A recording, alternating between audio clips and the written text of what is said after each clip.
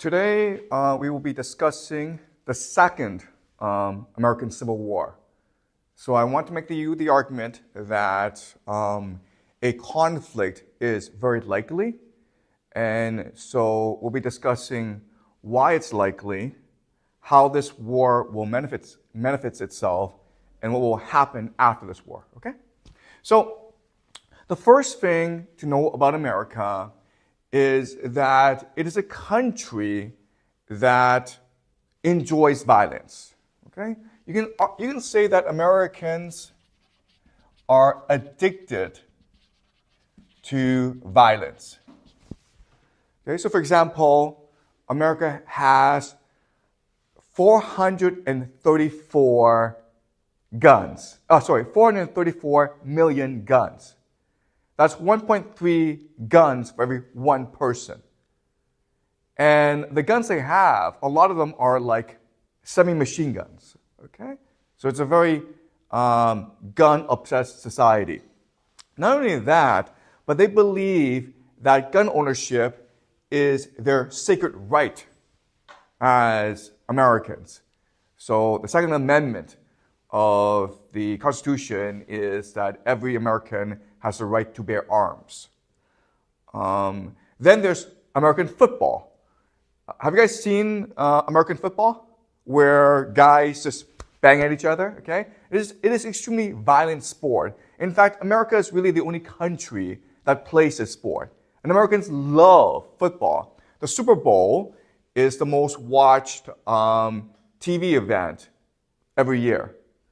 And the game of football causes a lot of psychological injuries, okay? So there are a lot of football players who at age 30, they either commit suicide or they will kill someone because their brains have been destroyed by the game, okay? It is extremely violent sport, and even though it is barbaric, Americans love it. Americans also worship their history of wars, okay? They believe that fighting wars, it's noble and it's sacred, okay? So second thing to know about America is that it has a long history of fighting wars. In fact, you can make the argument that America has been continuously at war since its founding in 1776, okay? Even before that. So the first major war that America fought, of course, was the Revolution, right? 1776, War of Independence. And the reality is that Americans believed this war was sacred, and it was a revolution in human affairs. But if you actually look at the history of this war, you'll discover that the Americans didn't really fight this war for a good reason. They fought this war because the British were taxing them. But if you think about it, well, the British were providing defense. They were providing the army, right? So the British had a very good reason to tax the Americans. But the Americans didn't really like this, so they rebelled, okay? And the rebellion was actually the first American Civil War because there were actually a lot of Americans who wanted to remain in the Union. And so these loyalists, a lot of them were terrorized by extremists who wanted independence. Okay, so that is the American Revolution. But after the American Revolution, the Americans embarked on something called manifest destiny. And the idea of manifest destiny is that it is God's will that America controls all of the Americas, okay? North America and South America. So the Americans embarked on a violent colonization of all lands, okay? Killing many natives and other peoples to control America, okay? Manifest destiny. And then this led to, from 1861 to 1865, the American Civil War, okay? Which killed 800,000, a million Americans, okay? But it was the deadliest war that America ever fought, okay? Much more so than World War II and World War I. In fact, more people died in this war than in World War I and World War II combined for America. All right? And if you looked at the reason for the Civil War, again, you're like, they didn't actually have to fight this war, okay? So at the founding of the nation, America was divided into North and South.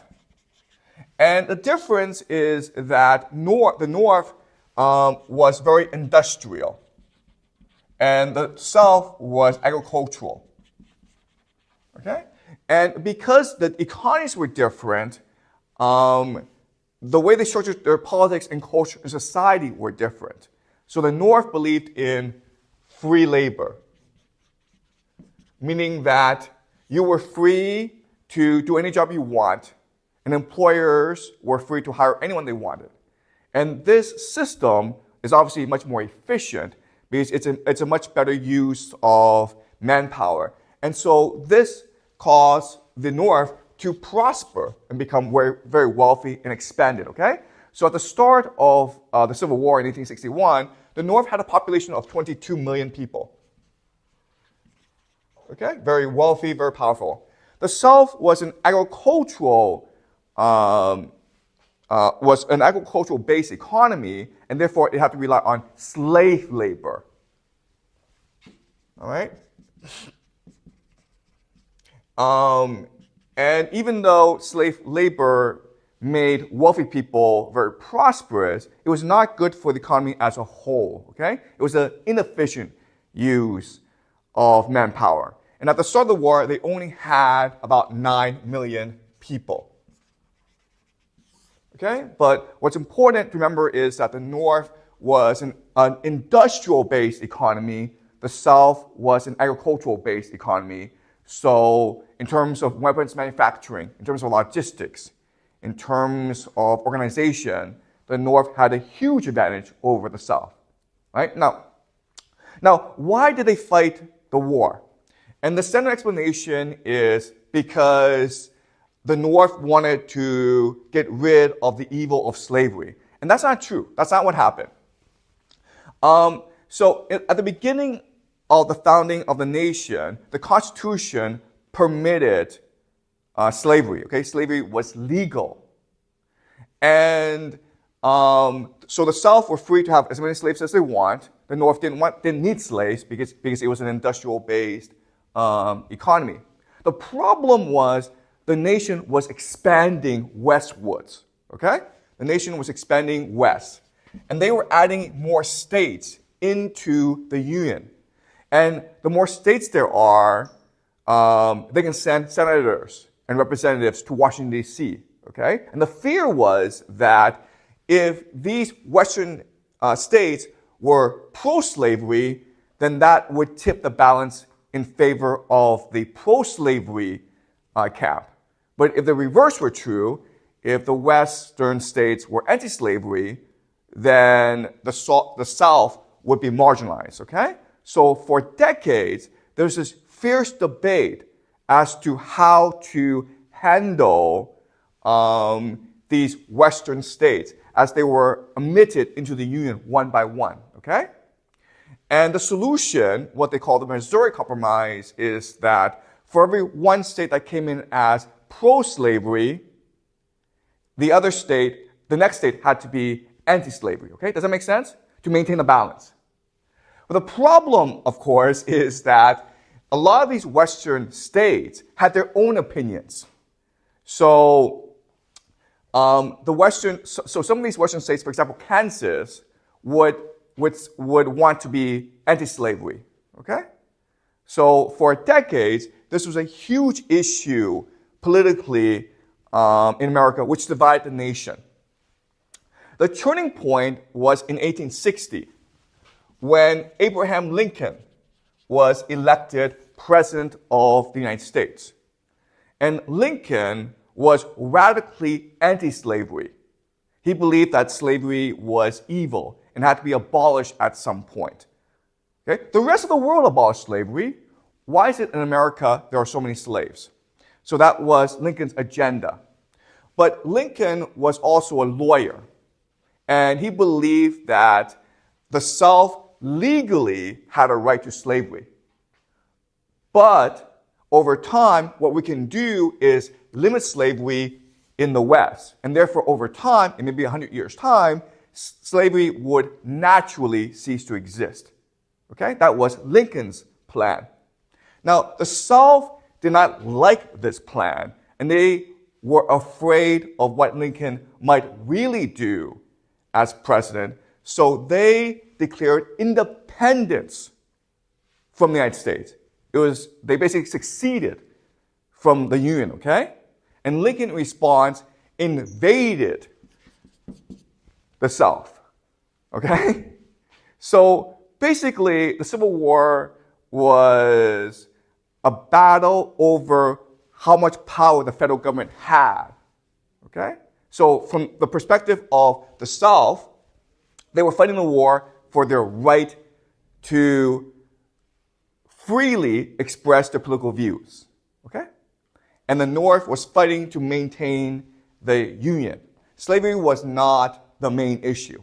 In fact, Lincoln himself said that if I could end the war without freeing any slaves, I would do so. Slavery is not the main issue. Keeping the Union intact was the main issue.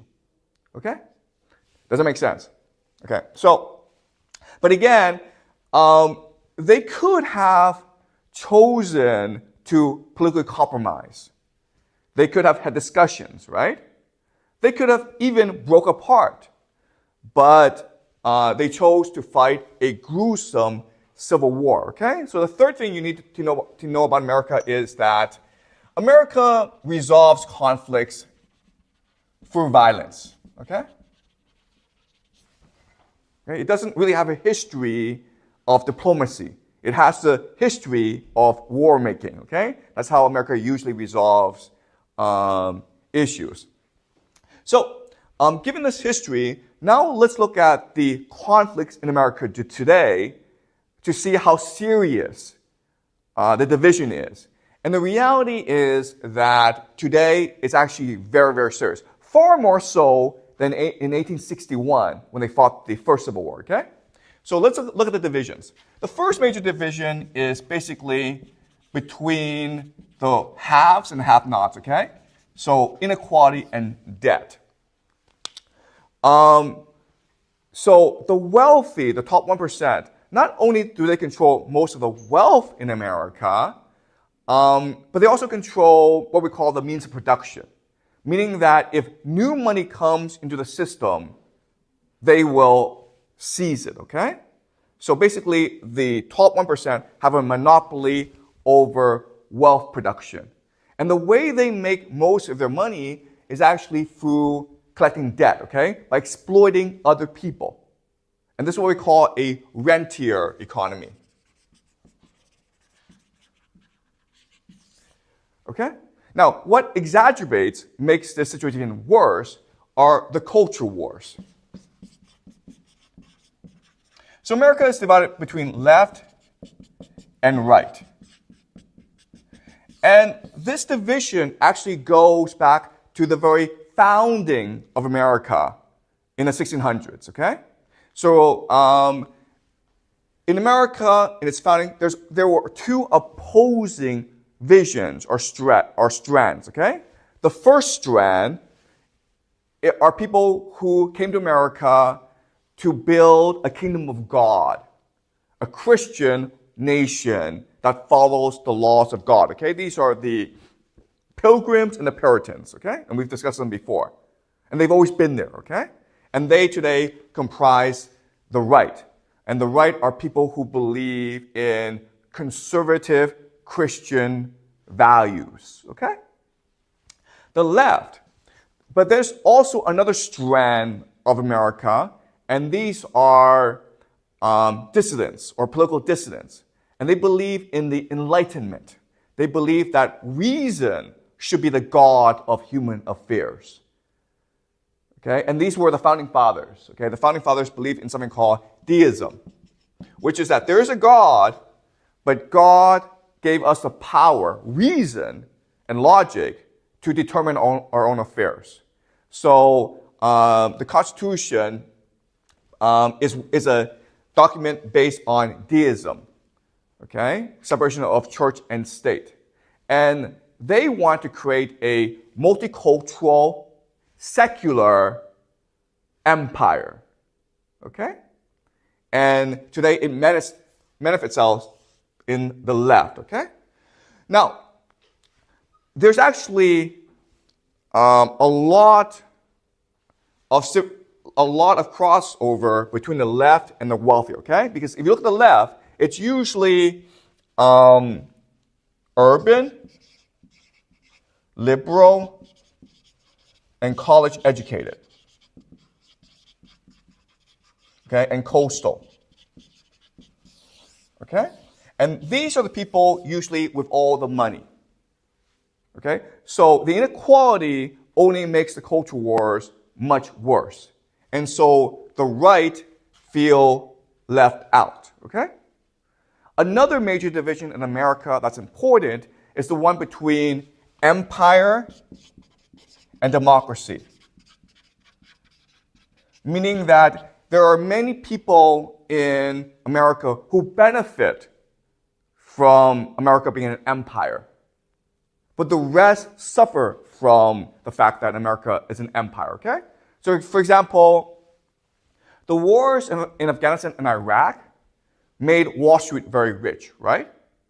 But it was the poor, the right, who sent their sons to fight in these wars and who lost their lives or lost a limb, okay? It was the poor who were taxed in order to fund these wars. And it's the poor who must pay off the debt from these wars. Okay? So the right is also very isolationist, meaning like they don't want to fight these wars. They think that America should be an island. It should not intervene in the affairs of the world. Okay? So there are a lot of divisions in America. The problem today is that there's no actual solution to any of these divisions, okay? And the reason why, there are three major reasons why a civil war would probably break out, okay? The first major reason is the over-militarization of America. And so what this means is that, okay, first of all, we've already said that in America there are 434 million guns, right, in private hands. So every individual has access to one or two guns. That's the first problem. Second problem is that if you go to a small town in America and you look at like the police there, you think that, okay, it's a small town, it's safe. They should have, I don't know, pistols, right? In fact, they have armored vehicles. Sometimes they have tanks. They have helicopters. They have bulletproof vests. They have machine guns, okay? They got all this from the military. So that's just like a local police force. I'm not even talking about the state militias, okay? The National Guard. These guys are basically an army unto themselves. Then you have federal agencies like the FBI and the CIA and Homeland Security, okay? NSA, okay? There's dozens of these federal agencies. They themselves are their own army, meaning that the FBI and the CIA all have their special forces, tanks, helicopters, jets, bombs, missiles, okay? So these guys can go to war against each other, okay? Then you have the U.S. military. The U.S. military is divided into the Army, the Air Force, the Marines, the Navy, okay? And then there's something called the Space Force, okay? All right. To show you how powerful the U.S. military is, okay? Let's look at the top 5 air forces in the world, okay? The top 5 institutions or countries with the most powerful air force in the world. Who's number 1? Who's number 1, do you think? U.S. Air Force, right? Who's number 2? Do you guys know? top 5 air forces in the world. Number 1 would be the U.S. Air Force, right? Who's number 2, do you think?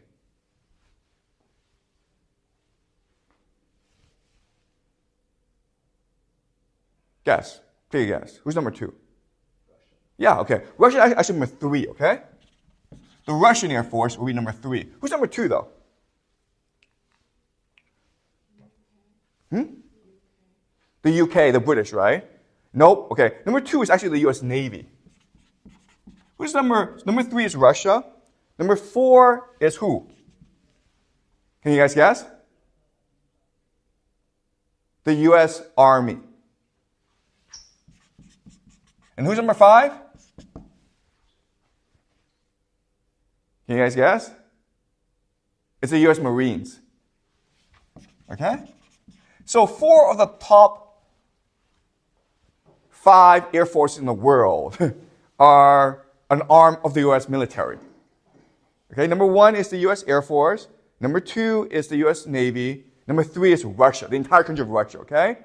Number 4 is the U.S. Army. Number 5 is the U.S. Marines. That's how powerful America is. But then you have special forces.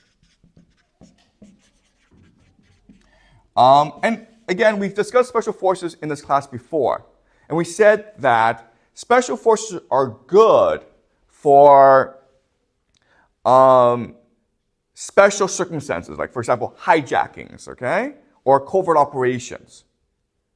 The problem with special forces is they cannot be controlled.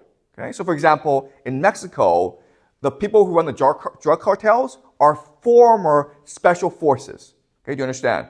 The people who run the drug cartels in Mexico and who commit the most violence in the world are former members of their special forces. That's why you want to limit your special forces, okay? So in the year 2000, America had 38,000 special forces. Today, it has 72,000 or 73,000, I can't remember, okay? That's a lot of special forces. These guys are trained in demolition, destroying buildings. They're an army unto themselves, okay? It would take exactly 1,000 of these guys, to overthrow the U.S. government, okay? And guess what? Delta Force, which is the most elite special force unit in America, has exactly 1,000 members. So you have this guy who runs Delta Force, and he's like, I want to overthrow the U.S. government for whatever reason. He can do so because they're so powerful. Okay? So I think special forces, it's just a bomb waiting to explode. So the first major issue is just the over-militarization of America, where anyone who has access to weapons can choose to start a war. Okay? That's the first problem. Second problem is the breakdown of narratives. Okay, so a nation is a fiction, a narrative that everyone believes in. And there are certain narratives that have kept America united, okay? So for example, the first narrative is the American dream, right? The equality of opportunity.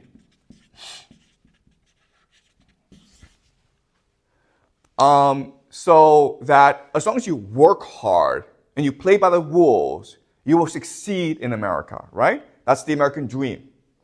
Guess what, guys? No one believes in this anymore, okay? And the reason why is the inequality in America, as well as the culture wars. So if you're a young person, you don't believe that if you work hard, you own a house, and you will be wealthy. You don't believe that, okay? You think like the game is stacked against you. You believe that Washington is corrupt. It only serves the interests of the rich. You believe that the wealthy have stolen everything. They've monopolized wealth. And you believe that whatever money you make will be stolen by the rich and by the government, okay? So there's absolutely no reason to work hard. So this idea that if you work hard, you will succeed, it's dead. Okay? Now the new American dream is, how do I stay out of debt?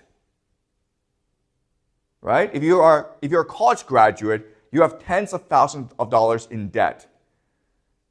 Consumers have thousands of dollars in credit card debt. You can no longer afford houses. If you buy a house, you can't pay off the mortgage, okay? So this idea of the American dream, it's basically dead for most people.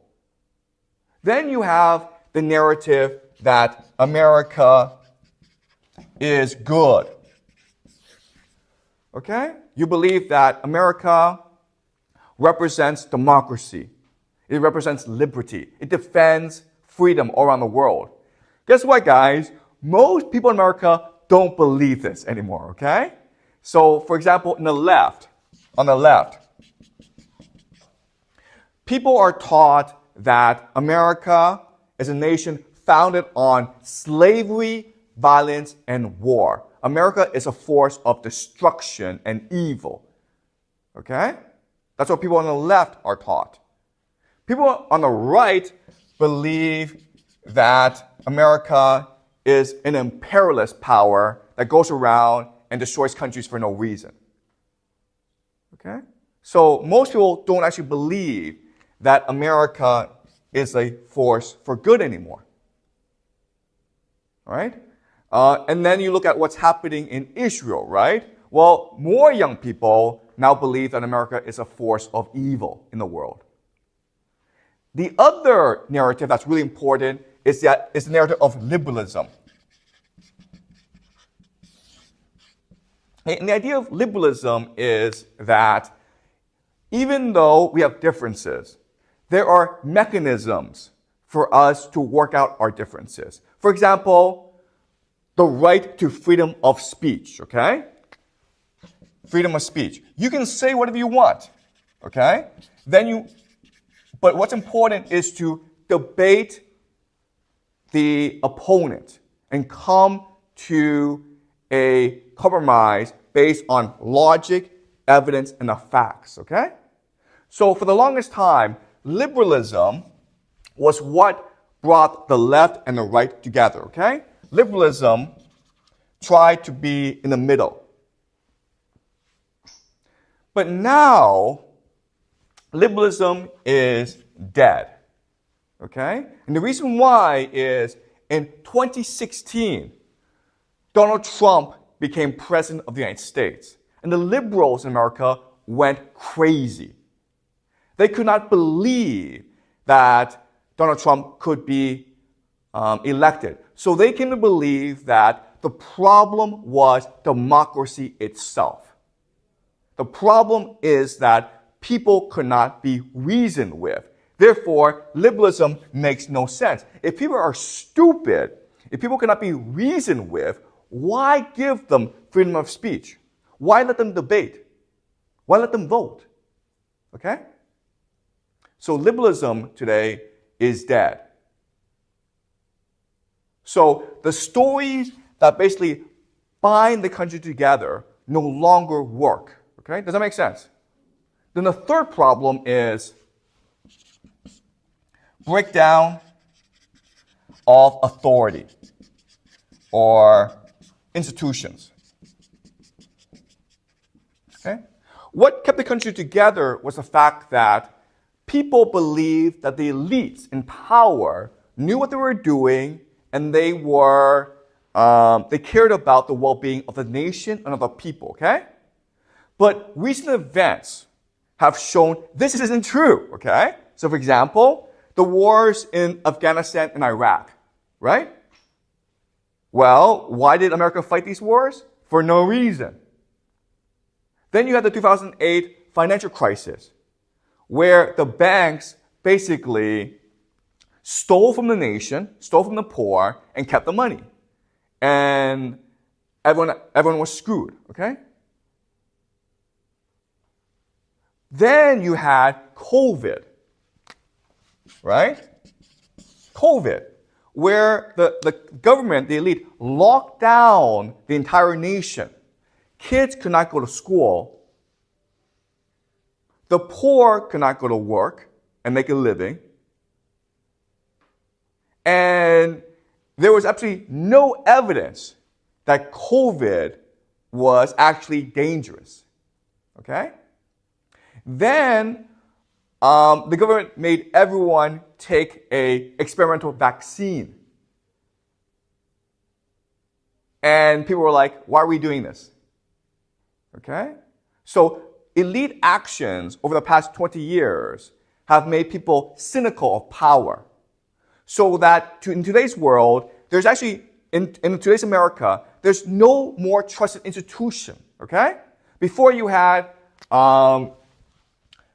government, you had media, like New York Times, Washington Post, you had science, you had military. Okay? And the government is like, they're just corrupt, right? Screw them. Congress is just hated by everyone, okay? The media just speaks for the rich. They're always lying to us, right? New York Times, Washington Post, CNN, they're just liars. Okay? So no one trusts the media anymore. Then you have science. And you can't trust science because of COVID, right? Science made everyone take an experimental vaccine for no reason. So you can't trust science anymore. The military fights wars for no reason. Look at Ukraine, look at Israel, okay? So in other words, there's no institution in America that can bring people together anymore. They're not trusted. Oh, and also I forgot about universities. Before people trusted universities, but not anymore because of the culture wars, right? So that's the problem in America right now. You have three things going on. You have the militarization of society, where anyone can start a war for no reason, okay? Second is that you have a breakdown of the stories, the narratives that bind the country together. So no one knows what it means to be American anymore. And number three is there are no more authority figures, no more institutions that can bring people together. They can only divide people. Okay? Does that make sense? Okay? And this is getting worse. So we've seen the government fall, the media fall, the science fall, military fall, universities. But there's also the justice system, right? The courts. And this is falling as well because of Donald Trump. Remember, like last week in New York City, Donald Trump was convicted guilty of 34 felonies, okay? And so people are now no longer trusting the court system, the justice system, okay? So again, all these sacred institutions in America, they're all falling one by one, okay? So does this make sense? So if you look at all this, okay, America's history of violence, the conflicts raging in America, and the fact that America no longer believes in institutions and in narratives, okay, then the most likely outcome is a civil war. Okay, does that make sense? So any questions so far? So what does the American president have in power, because most of the power kind of like are held by different institutions? Yeah, so Celine asked a very good question, like how powerful is the American president? And the answer is that he's really a figurehead, okay? He's not that powerful, okay? Because as Celine points out, power is diffuse in America, in institutions. And if these institutions are corrupt, there's very little the president can do about it. And that's why this year, in November 2024, we will see the lowest turnout, one of the lowest turnouts of voters in American history, because people just give up, okay? Right? 4 years ago, they came out to kick Trump out of office because they believed that Trump was a threat to democracy. And with Biden, people recognize that, no, it's all corrupt. Just burn the system down. Who cares? Okay? So no one cares who's president anymore. And that's going to help Trump in November. Okay? Any more questions before I move on?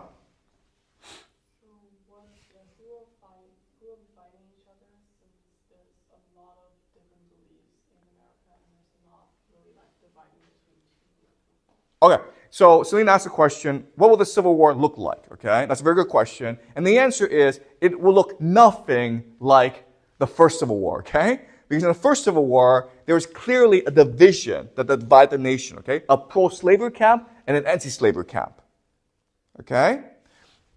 But as you can see from this chart, in today's America, conflicts, there are many sorts of conflicts, there are many sorts of factions in America, okay? And therefore, the Civil War will not be one event, but it will be a series of violent episodes over 10, 20, 50 years, okay? Does that make sense? So let's go over these events, okay? The first thing that would probably happen are sort of riots and unrest, okay?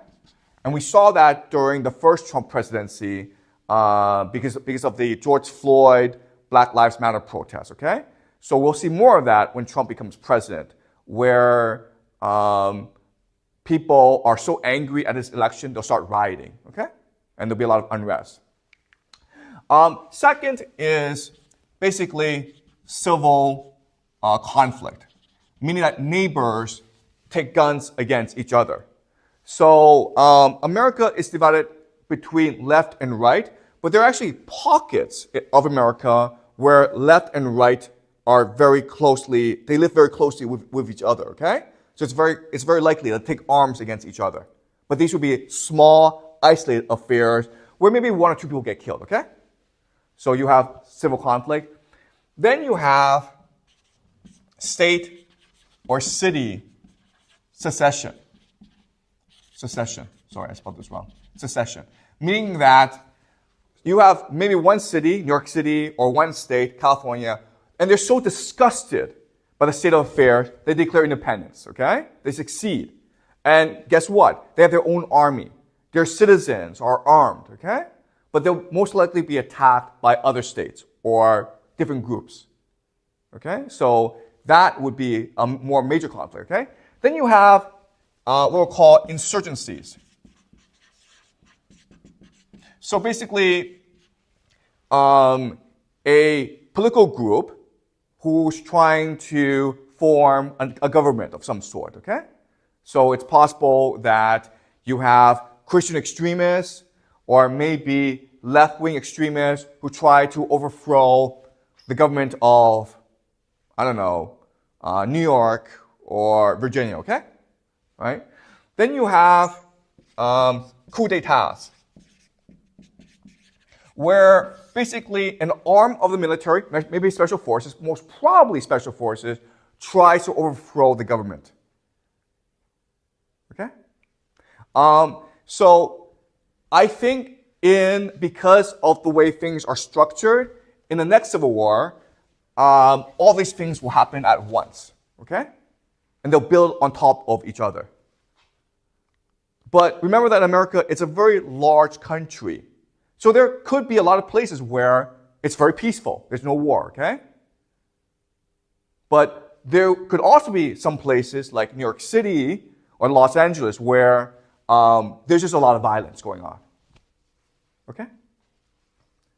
Does that make sense? Okay.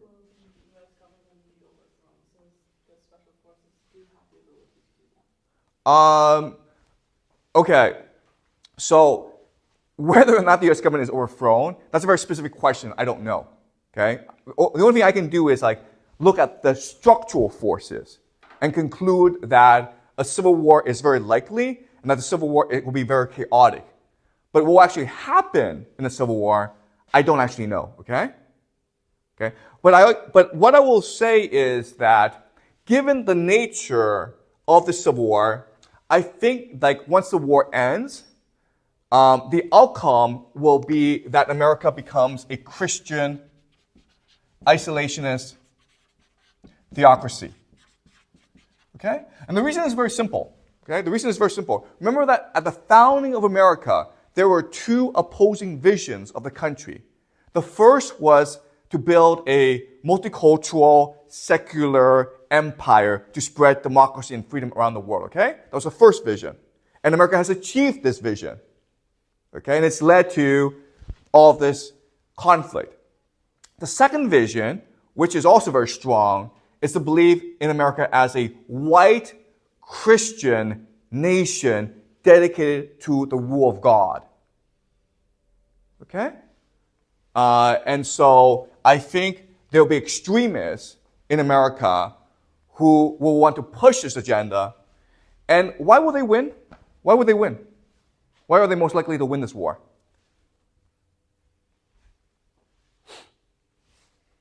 Okay, the answer is they're most willing to fight and to die for what they believe in. Okay? And guess what, guys?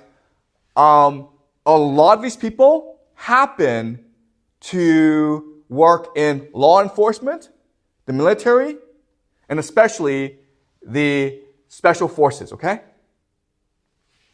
All right? Does that make sense? So that's what I think will be the most likely outcome of the Civil War when it ends. But I don't know when it will end, okay? And I don't actually know what happens in between, the specifics, okay? All right? So any more questions before I finish?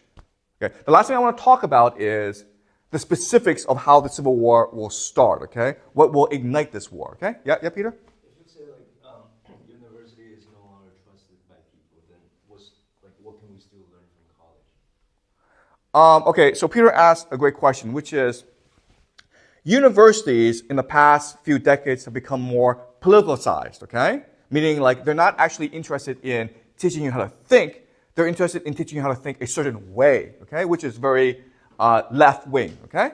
So for example, the belief that America is a society based on violence and slavery and the exploitation of minorities, okay? So there's a lot of political correctness in universities today. And Peter asked the question, okay, so what can we learn in university? And the answer is that even though universities have become more politicized, your education in university is up to you, okay? Why? Because university is very big, there are a lot of professors, and there are a lot of different classes, okay? And so it's up to you to structure your own learning and to be clear about what you want to learn and to understand the limitations of the education you're getting. Okay? Does that make sense? All right, any more questions before I move on? So is it mostly people who don't go to universities who don't trust the universities? Okay, that's a great question, okay? So Jack asked a question who are the ones who don't trust the universities? And the answer, of course, are people who are left out of the system, right? So people who don't actually go to university. The people on the right, basically, okay? People on the left are composed mainly of college-educated individuals who are wealthy, okay? But at the same time, there are many universities who do not like what's going on. So there's a faction within the university, professors and students, who are dismayed by what's going on, okay? But they're only a small fraction of the total population, okay? Most universities have become extremely, extremely left-wing, okay? Any more questions before I move on? So why would there be more anger and riot when Donald Trump is elected? Because do people want him to be elected? Okay, all right. So I'll move on to my next point, which will answer your question, okay? All right. Now let's talk about how the Civil War will actually start, okay? And we'll start with the election of Donald Trump, the re-election of Donald Trump. And the reason why is that Trump is a unique figure in American politics. And the reason why is that he embodies the culture wars, okay? Meaning the people on the left, all that they hate in the right manifests themselves in Donald Trump, okay? He's white, he's sexist, he's racist, he's a pig. And he doesn't apologize for any of this. He has no manners. He's not educated. He has no values. Okay? All the left hate in the right manifest themselves in the body of Donald Trump. And that's why the right loves Donald Trump, right? Because their enemies hate them. Okay? So, and for many on the right, Donald Trump is the Messiah. Okay? He's the Jesus. And everything that's happened in the past 8-9 years for them has confirmed that Donald Trump is Jesus. Okay? And the reason why is Donald Trump, ever since he became elected president, the left, the elite, has been trying to persecute him, right? Remember that when he became president, the media was spreading stories that Trump was a Russian agent. He was a spy of Putin. That's just nonsense. There's no evidence of that, but people believe that, okay? Then they were trying to say, then they tried to use the justice system against Donald Trump, right? They impeached him twice. They raided his house, okay? They're trying to send him to prison. A judge in Colorado tried to remove Donald Trump from the ballot, meaning you couldn't vote for him. So everything that the elite has done has been to destroy Donald Trump. And therefore, people on the right think this guy is our savior. He's Jesus. He's the Messiah, okay? Does that make sense? Now, let's figure out this. If you are on the left, if you're the elite, if you're the rich, and you hate Donald Trump, there's exactly one way, and only one way, you can destroy Donald Trump forever. How? You guys know? What would you do if you really wanted to destroy Donald Trump, and you were like rich and liberal and elite?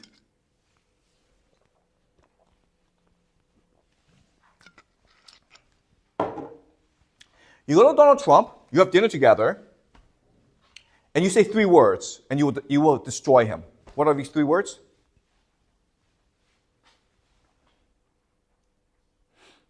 Okay. What you say to Donald Trump, what you do is you say, let's be friends. Right? Why would that destroy Donald Trump? What's the appeal of Donald Trump? Why do people on the right love him? Why does MAGA love him? Because? That's right. Because he is an outsider. He's the enemy of the elites. Because the elites hate him, okay? So all the elites have to do is become Donald Trump's friend, right? Invite Donald Trump to his parties, say all these nice things about him on the media, and support Donald Trump. And then people on the right will be like, oh, we were fooled into thinking Donald Trump is an outsider when he's actually an insider. Okay? Then you've destroyed Donald Trump. Why won't the elite do that?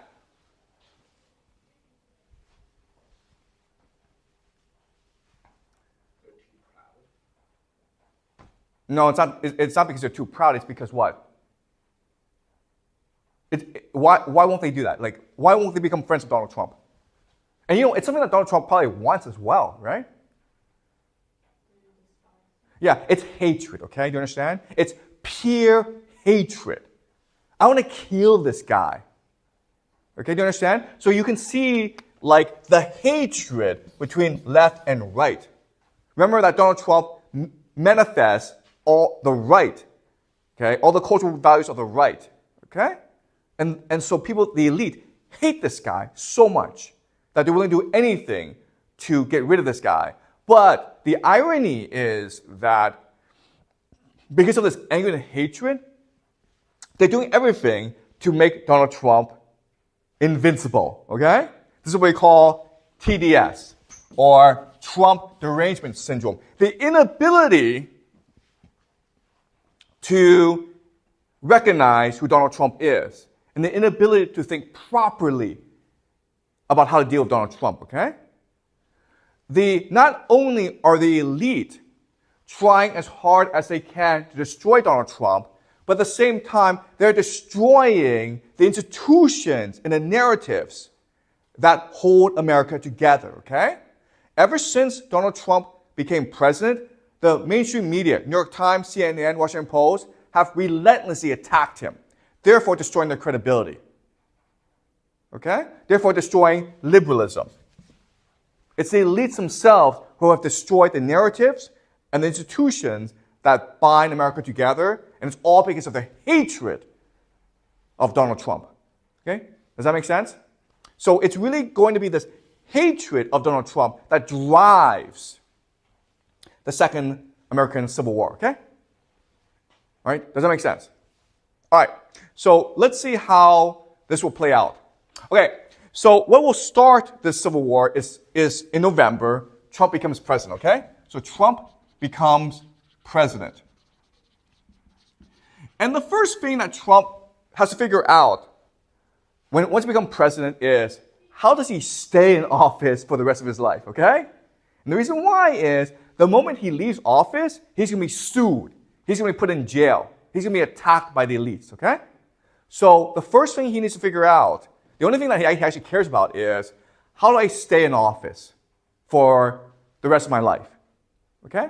Now, there's a trick he can use to stay in office for the rest of his life, okay? Because the Constitution says that you can only serve 2 terms as president. But there's nothing in the Constitution that says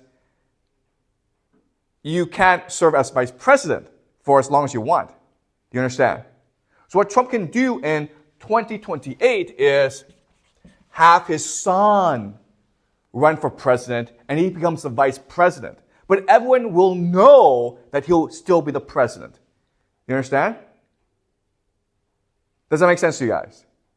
That's a trick he can use in 2028, okay? Because I guarantee you, the moment he steps into the White House, he's like, okay, how do I stay in here forever? Because it's either the White House or the jailhouse for me, okay? So he's going to think about how to stay in office. And the easiest thing he can do is have his son, Don Jr., run as president. He's run as vice president, okay? But everyone will know that he's still the president. Does that make sense? Okay? So you can imagine that if Trump does this, then this will create a constitutional crisis in the country where, like, the left go insane, okay? You're talking about, like, riots on the streets, civil conflict. Maybe New York City and Boston will be like, we're leaving the Union if Trump becomes president again, okay? You have these insurgencies all around America to rebel against the Trump regime, okay? So this is something that Trump can do in 2028, okay? Now the question then is, what can he do to ensure that he wins in 2028? And the easiest answer is, over the next 2-3 years, start a war with Iran. Okay? Start a war with Iran. The reason why this is important is that by starting a war with Iran, he wins over the deep state, right? He wins over the Israel lobby. He wins over the military-industrial complex. He wins over a lot of the elite on his side. Okay, does that make sense?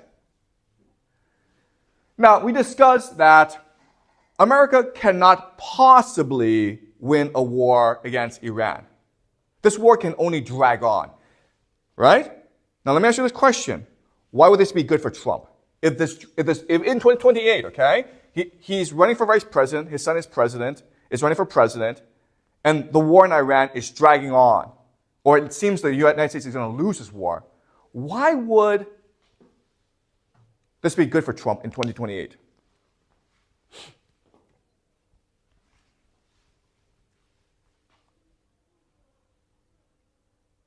The entire society, the entire left is mobilized to get rid of Trump, right? Because they want this war in Iran to stop. So why would this war be good for Trump in 2028? Okay, I hate to say this, okay? But there's going to be a group of people who are doing anything they can to ensure that this war continues. And who are they? Within America. There's a group of people who are the most pro-empire of everyone else. And they fight a war, they want to win the war. And they'll do anything they can to ensure that this war is won. And who are they? Which part of the military? Exactly, okay? Do you understand? Special forces, okay? These guys are the problem. Special forces, okay? In 2028, if there's a war in Iran, and Trump is running again to maintain the war, I guarantee you, these guys and other deep state members will come in and commit acts of terrorism, acts of political assassination to ensure that Trump wins, okay? You'll also have election meddling, election interference, okay? They're going to cheat on behalf of Trump. You understand? But if that's the case, okay, if 2028 is an extremely contested election, then we can imagine at that point the entire Civil War blows up, okay? New York City declares independence. Boston declares independence. California declares independence. You have all these wars breaking out across America, okay? Meanwhile, the United States is still fighting this pointless war in Iran. Right? So I think that's what's going to happen. All right, any questions? Or is there anything you're not clear about? Will the military support Trump, in the Civil War? Okay, so the U.S. military, so Jack's question is who will the U.S. military support, okay? So the U.S. military is very complicated because it's divided into a lot of different departments, okay? So the military is not one beast. It's many, many different beasts, okay? Second problem is how the leadership of the military is actually extremely democratic. But the base, the soldiers, are extremely Republican, okay? So you have this ideological mismatch between the leadership, the generals, and the soldiers, okay? So it's most likely that given these differences, the military does not intervene in the Civil War, okay? But there is a group in the military who has the leeway, the flexibility, and the will to intervene in this war, and it's special forces, right? Because they're not controlled by bureaucracy. Does that make sense? So the question then is, who will special forces support? And the answer is that different special force units will support different factions, okay? That's why the Civil War can be extremely violent, right? Because Americans will have access to guns, but these guys have access to jets and bombs and tanks, okay? Does that make sense? Plus, again, each one of these guys can be a general in the war. Okay? Special forces is extremely powerful. Okay? Does that answer your question, Jack? Okay. Any more questions? Will the right wing still love Trump when Trump is advocating for war because they are the ones sending people to? Okay. So Celine asked a great question, okay? And this is actually the most fundamental question. It is really impossible for the left to imagine that Donald Trump will attack Iran because Trump is seen as extremely anti-war, okay? Donald Trump, when he was a first-term president, didn't start any wars. And so the left is not expecting Donald Trump to declare war because he didn't do so and he's declared he won't do so, okay? But here's what we know. First thing we know is that presidents on the campaign trail do things radically different from when they become president, okay? Every president is the same way. What you say in public before you become president and what you do as president are two very different things, okay? That's the first thing. Second thing is that Donald Trump has recently said publicly that Joe Biden is not doing enough to protect Israel, meaning that he will do more to support Israel. Well, what does that mean? It means that he'll give Israel more weapons and he will defend Israel against its enemies, which include Hezbollah and Iran, okay? That's the second thing. The third thing is that there are now a group of billionaires who are coalescing around Donald Trump, okay? And these billionaires are Miriam Adelson, who is the most pro-Israel billionaire in all of America. And she plans to give Donald Trump $90 million. Okay, that's a lot of money. But then you also have some like Steven Schwartzman and Bill Ackman, okay? all these guys are extremely pro-Israel. They're Jewish billionaires who are extremely pro-Israel. Now, why are they giving Donald Trump a lot of money? It's because they want something, right? And what I'm guessing is, what they want is for Donald Trump to make Nikki Haley his vice president, okay? And to staff his cabinet, his government, with pro-Israel individuals, okay? Who include Mike Pompeo, and others, okay? In other words, Donald Trump presidency, the government is going to be extremely anti-Iran and pro-war with Iran, okay? Nikki Haley, a couple weeks ago, went to Israel. She visited Israel. And she took a picture of herself. And what she did was, she signed a bomb, okay? A bomb that was being dropped on Gaza and said, finish them. America loves Israel. Nikki Haley, okay? She's calling for mass genocide against the Palestinians. That's Nikki Haley, guys. All right? So, given the way things are turning out, I imagine that Nikki Haley becomes vice president. And that's good for Trump because she's a scapegoat now, right? Trump can say, hey, this war, it's all Nikki Haley's fault. Right? Okay? Also, Trump believed that he won in 2020, okay? He won in 2020. But why did he lose the presidency? Because the deep state rigged the election. And why did the deep state rig the election? Because he refused to fight wars. So if he wants to become president, then he has no choice but to play along with the deep state, okay? Which means going to war.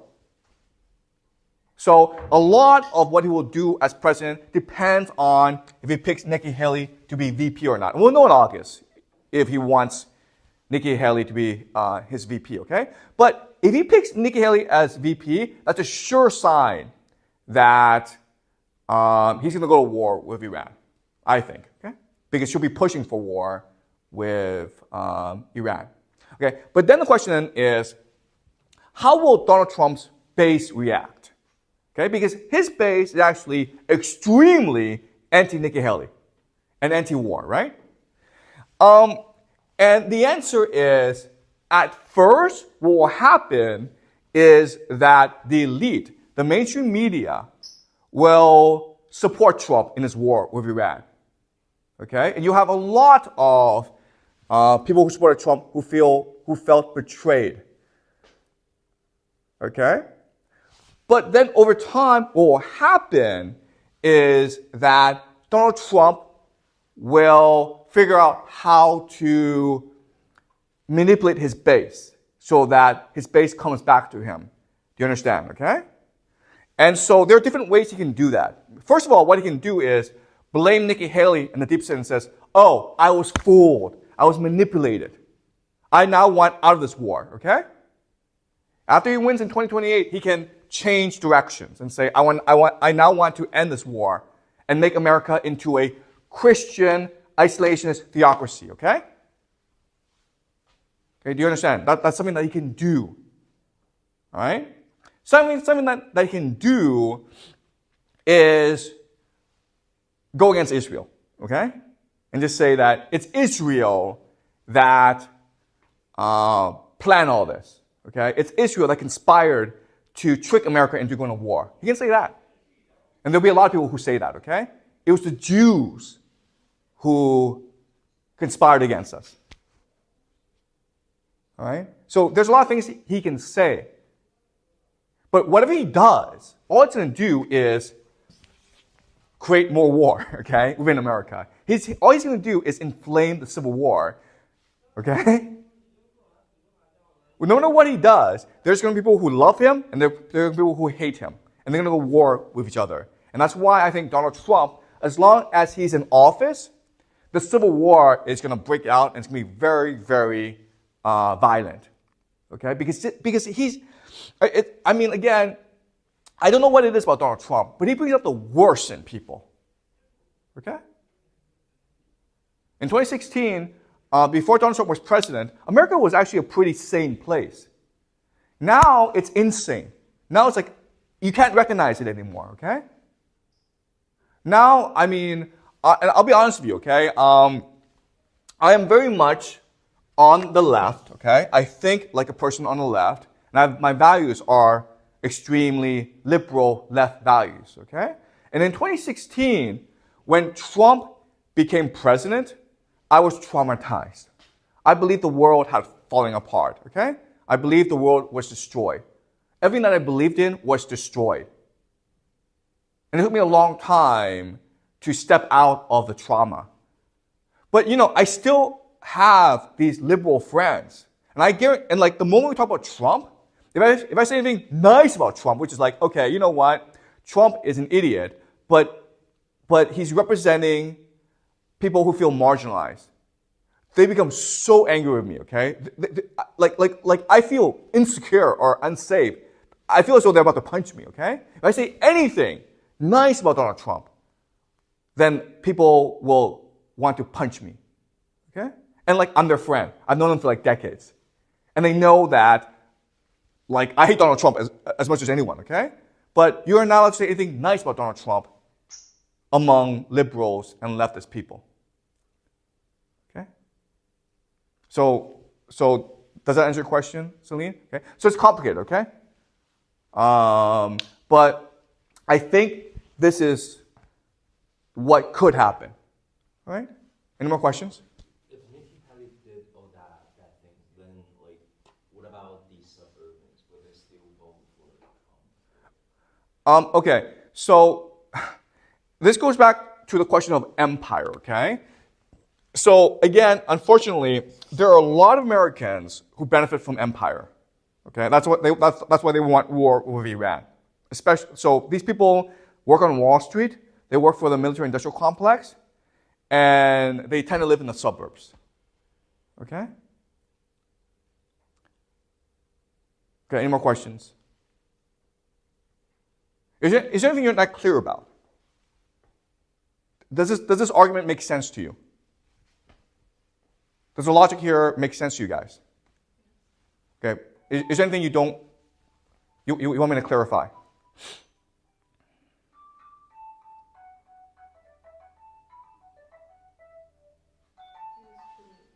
Okay, all right. So next class, we'll talk about what happens afterwards, okay? So what this is telling us is that America is going to retreat from the world. But when America retreats from the world, we will live in a multipolar world. Okay, so next class, we'll discuss what this multipolar world looks like, okay?